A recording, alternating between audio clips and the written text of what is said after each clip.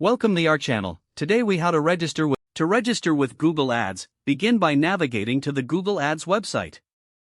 Click on the Start Now button located at the top right corner of the home page. Sign in using your existing Google account or create a new one if necessary. Fill in the required details, including your business name and website URL.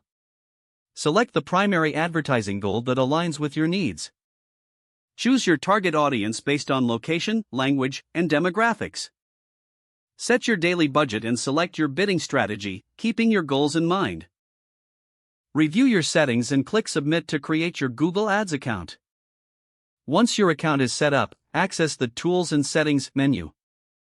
Under Planning, select Keyword Planner. In Keyword Planner, click on Discover New Keywords to begin your keyword research. Enter relevant terms or your website URL to generate keyword suggestions. Review the suggested keywords along with their average monthly searches and competition levels. Identify keywords that suit your content strategy and have a healthy search volume. Add relevant keywords to your plan by clicking on the checkbox next to each term. Once you've selected your keywords, export the list for future reference. Next, integrate your chosen keywords into your website content for SEO synergy.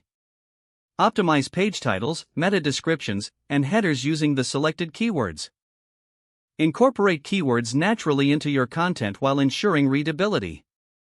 Utilize other SEO best practices, including internal linking and image optimization. Regularly monitor your Google Ads performance and keyword effectiveness. Adjust your keywords and strategies based on performance data to improve results. Continue to refine your SEO efforts alongside your Google Ads campaigns. If the page does not load, refresh the browser or try again in a private or incognito window. Make sure you are using the correct email address, then retype it carefully to avoid small typos.